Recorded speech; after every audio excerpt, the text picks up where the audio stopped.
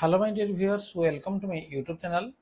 2025 मसीह जो माने स्पेशल ओटीईटी परीक्षा देया जाउछंती सेमानंक पई एक क्वेश्चन निश्चित भाव में इंपोर्टेंट रहिबो एवं आज आम आलोचना करबा जे चाइल्ड डेवलपमेंट एंड पेडागोजी तने या संबंधी किछि प्रश्न एवं जोडा कि हमर 31 अगस्त तार्थ एई मास 31 तारिख रे जे परीक्षा पे जाउजी एवं ता पूर्वरु ये परीक्षा कैंसल हो जाइथिला।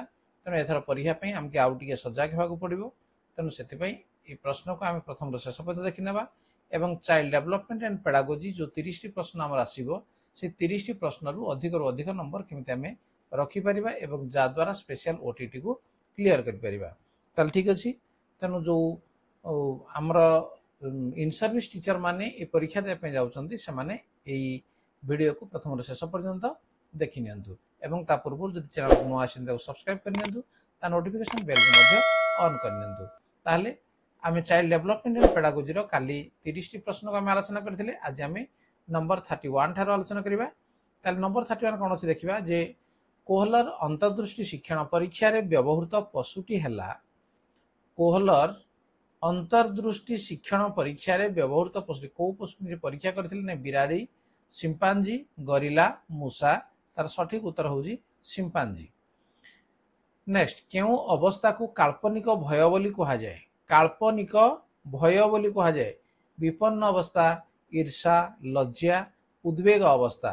तो या भितर सठिक उत्तर होउजी कोन जे उद्वेग अवस्था या को काल्पनिक भय बोली कहा जाए। स्वतंत्र आवश्यक विशिष्ट शिक्षार्थी संख्या शतकड़ा केते भाग? 20 रु 40, 2 रु 10, 2 रु 20, 10 रु 20।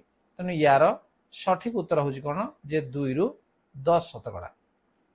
नेक्स्ट नंबर 34 केउ माननकु असाधारण बुद्धि संपन्न विद्यार्थी कहा जाए?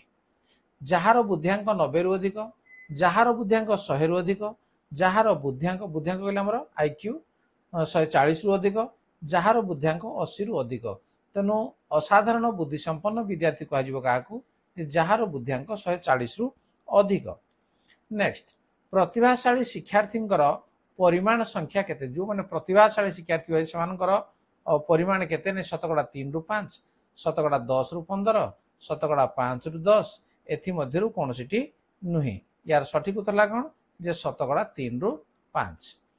नेक्स्ट व्यक्तित्व संयुक्त उपादान हेउछि वंशानुक्रम और वृद्धि, वंशानुक्रम और वातावरण, बुद्धि और समयोजन, वातावरण और बुद्धि। तो यार सठिक उत्तर हम जे वंशानुक्रम और वातावरण। नेक्स्ट नंबर 37 दलबद्ध अवस्था कहले शैशवावस्था, कैशोरावस्था, वृद्धावस्था एथि मध्यरु कोनोसी नुहे। दलबद्ध अवस्था जोड़ा गेला हम कह जे कैशोरावस्था को दलबद्ध अवस्था कहा जाए। व्यक्तिगत विभिन्नतारे कौन निहित थाए? वृद्धि, परिपक्वता, विकास उपरोक्त मध्यरु कोनोसिटी नुहे। यार सठिक उत्तर होउजी जे परिपक्वता। नेक्स्ट आवेग होउछि परिवर्तनशील और क्षणस्थायी, अपरिवर्तनीय और स्थायी, परिवर्तनशील और स्थायी उपरोक्त मध्यरु कोनोसिटी नुहे। यार सठिक उत्तर लागण जे परिवर्तनशील और क्षणस्थायी ये होउछि आवेग। केउ मनोविज्ञानी द्वारा विकासर 4टी विशेषत्वर परिचय मिले? पियाजे, स्थिनर, कोहलर बी, स्वेयरमैन। तो यार सठिक उत्तर होउजी पियाजे। निम्नलिखित मध्यरु के वंशानुगुणर बाहक? शुक्राणु, डिंबाणु, उत्पादन अणु, डिंबकोश। तेणु वंशानुगुणर बाहक हम किए जे उत्पादन अणु। नेक्स्ट दल रे कार्य करिबा समय निज दलर सहयोग और स्नेह ममता आशा करिबा शिशुर केउ प्रकार विकास अटे? नैतिक विकास, सामाजिक विकास, बौद्धिक विकास, आवेगिक विकास। तो यार सठिक उत्तर होउछि कोन जे सामाजिक विकास। बौद्धिक विकासर अन्य नाम कौन? आवेगिक विकास, नैतिक विकास, भाषागत विकास, ज्ञानात्मक विकास। तो ये होउछि सठिक उत्तर ज्ञानात्मक विकास। बुद्धियांक विषय रे केउ मनोविज्ञानी प्रथमे स्थिर करथिले? Wilhelm, HS. गोलार्ध, न्यूटन उपरोक्त मध्यरु कोनोसिटी नुहे। यार सठिक उत्तर होउछि विलहेलम। नेक्स्ट 46 बुद्धियांक निर्णय करिवार सूत्र है मानसिक बयस इंटू 100 प्रकृत बयस इंटू 100 मानसिक बयस बाय प्रकृत बयस इंटू 100 ये हूँ बुद्धियांक निर्णय करने सूत्र। नेक्स्ट शिशुर विकास क्यों अवस्था को चाप और ताड़नार अवस्था कह जाए? प्रांत बाल्यावस्था, कैशोरावस्था, पौढ़ावस्था, शैशवावस्था। यार सठिक उत्तर कौन? जे कैशोरावस्था। शिशुर बौद्धिक विकास मुख्यतः 4टी पर्याय दे संगठित होता है। यह उपरे किए परीक्षा करथिले? ज़ांग पियाजे, विलहेलम, ब्लूम। उपरोक्त मध्य क्योंटी नुहे? तार सठिक उत्तर हूँ ज़ांग पियाजे। नेक्स्ट 49 निम्नलिखित उक्ति मानक मध्यरु केउटी विकास पई प्रयोज्य नुहे? विकास पई प्रयोज्य नुहे। विकास एक जीवनव्यापी प्रक्रिया। विकास गुणात्मक और परिमाणात्मक अटे। विकास व्यक्ति केन्द्रिक अटे। उपरोक्त मध्यरु कौनसीटी नुहे? यार रहिबो कोडा जे प्रयोज्य नुहे कोडा जे या भितर कौनसीटा मध्य हेई परिबो नाही। केउ मसिया रे सर्वप्रथमे बुद्धि परीक्षण होइतिला? 1908, 1911, 1905, 1916। मन रख जे 1905 रे प्रथमे बुद्धि परीक्षण हेइतिला। व्यक्तिगत पार्थक्य क्यों कारण जो प्रभावित होता है? व्यक्तिगत पार्थक्य को कारण जो प्रभावित होता है? वंशगत कारण, व्यक्तिगत कारण, व्यक्तिर निर्दिष्ट दक्षता, उपरोक्त समस्त। तो ये सब गुड़िक व्यक्तिगत पार्थक्य यही सब कारण जो प्रभावित होता है। नेक्स्ट केउंटी पारस्परिक व्यक्तिगत पार्थक्यर परिसरभुक्त नुहे? अभिक्षमता, सृजन शक्ति, चालीचलन, अंधविश्वास। यार सठिक उत्तर हूँ कौन? जे अभिक्षमता। नेक्स्ट केउ व्यक्तिगत पार्थक्य पई यौन जीवन रे पुरुष माने विशृंखल, अर्थनैतिक, सामाजिक, लिंगगत, मानसिक। तार सठिक उत्तर हम जे लिंगगत। झील माने संवेदनशील किंतु पुओ माने टिके रुक्ष हेबा केउ व्यक्तिगत पार्थक्य परिसरभुक्त? जातिगत, आवेगिक, शारीरिक। उपरोक्त मध्य कौनसी नुहे? तेणु ये हम कौन? ये हम जातिगत पार्थक्य परिसरभुक्त ये कह जाए। शिक्षार्थी पाठ पढ़ारे अनुग्रसर और निरुत्साहित होबार कारण? शारीरिक अभिवृद्धि, आवेगिक अस्थिरता, लिंगगत पार्थक्य, शिक्षागत पार्थक्य। तार सठिक उत्तर हूँ कौन? जे आवेगिक अस्थिरता। डाल्टन लैबोरेटरी प्लान रे शिक्षार्थी माने करुथिबा कार्य को कार्यफर्द कह जाए, प्रश्नपत्र कह जाए, चुक्तिपत्र कह जाए ना मूल्यांकन कह जाए? तो यार सठिक उत्तर हूँ या चुक्तिपत्र बोली कह जाए। डाल्टन लैबोरेटरी प्लान रो समय सीमा केते? 1 मास, 2 मास, कौन निर्दिष्ट समय सीमा नहीं, 1 सप्ताह। तो तार सठिक उत्तर हूँ कौन? जे ये 1 मास। ठीक अच्छे। नेक्स्ट प्रोजेक्ट पद्धति रे छात्र छात्री मानकर कार्य है प्रोजेक्ट पद्धति रे परीक्षा में प्रस्तुत हेबा, समस्या समाधान मूलक शिक्षण कार्य करिबा, व्यक्तिगत समस्या समाधान करिबा, सहपाठ्यक्रम उपरे गुरुत्व देबा। तेणु तार सठिक उत्तर रहउछि कोन? जे समस्या समाधान मूलक शिक्षण कार्य करिबा। अनग्रसर शिक्षार्थी पई केउटी उपयुक्त शिक्षा व्यवस्था? शिक्षक केन्द्रिक शिक्षा, संशोधन मूलक शिक्षा, कर्मानुभूति मूलक। एमध्य कौन सी नुहे? तार सठिक उत्तर रही संशोधन मूलक शिक्षा। केउ वर्गर शिक्षार्थी गोटे वर्ष रे 2टी श्रेणी रे उत्तीर्ण व्यवस्था रे उपकृत हुअन्ति? मेधावी, मानसिक अनग्रसर, दलगत, अनुभूति केन्द्रिक। तेणु तार सठिक उत्तर हूँ कौड़ा? जे मेधावी वर्गर शिक्षार्थी गोटे वर्ष रे 2टी श्रेणी रे उत्तीर्ण व्यवस्था रे उपकृत हुअन्ति। शिक्षार्थी मानक मध्य व्यक्तिगत पार्थक्य दूर करिया पई शिक्षक मानकर कार्य हेउछि मूल्यांकन उपरे गुरुत्व देवा, दंड विधान करिबा, परामर्श देवा ओ उपदेश प्रदान करिबा, पाठ पढ़ा पई निर्देश देवा। तार सठिक उत्तर हूँ सी।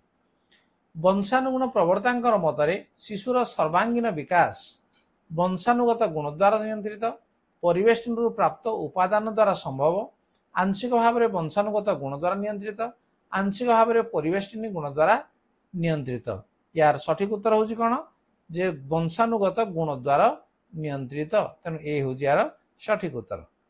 नेक्स्ट डिंबाणु सह शुक्राणुर मिलन रे कौन सृष्टि हुए? डिंबक डिंबाशय जुग्मज जुग्मनी तेणु से सृष्टि हुए कौन जुग्मज सृष्टि हुए समजातीय जमज संतान सृष्टि होता किभली गोटे शुक्राणु दुईटी डिंबाणु सह समायन द्वारा निषिक्त डिंबाणु खंड विखंड होगा द्वारा दुईटी शुक्राणु गोटे डिंबाणु सह समायन द्वारा उपरोक्त मध्य कौन सी नुहे तार सठिक उत्तर कौन जे निषिक्त डिंबाणु खंड विखंड होगा द्वारा साधारणतः नारी मानकर दुईटी ऋतुस्रावर मध्यवर्ती कालर केतोटी डिंबाणु परिपक्व होता है 2 4 3 1 तार सठिक उत्तर हूँ गोटे डिंबाणु परिपक्व होता है मंदबुद्धि संपन्ना नारीर पिला माने जदि मंदबुद्धि संपन्न होता केउ विज्ञानी मनोवैज्ञानिक मत एच.एस. गोडास गाल्टन डुगडल टर्मान यार सठिक उत्तर रहा कौन जे एच.एस. गोडार्च स्किल मंदबुद्धि संपन्न पिलामानंकर बुद्ध्यांक उपरे अध्ययन फलाफल थिला शिशु विकास परिवेष्टन प्रभाव नहीं शिशुर प्रतिकूल परिवेष्टनी शिशुर मानसिक और अन्य विकास मुख्य आधार शिशु जन्मित परिवेष्टनी शिशुर विकास मूल आधार शिशुर अनुकूल परिवेष्टनी शिशुर मानसिक और अन्य विकास मूल आधार तेणु यार सठिक उत्तर हूँ कौड़ा जे डी रे शिशुर अनुकूल परिवेष्टनी शिशुर मानसिक और अन्य विकास मूल आधार लेही अध्ययन फलाफल होउछि सुस्थ वातावरण मध्य शिक्षादान द्वारा शिशुर बुद्ध्यांक वृद्धि पाए शिशुर बुद्ध्यांक समान रहे शिशुर बुद्ध्यांक ह्रास पाए एमध्य कौटी नुहे तार सठिक उत्तर हूँ शिशुर बुद्ध्यांक वृद्धि पाए आडलोसेंस शब्दटी क्यों शब्द आसी आडलोसेन आडलोसेंस आडलोसेयर आडलोसेन तेणु यहाँ आसी कौटी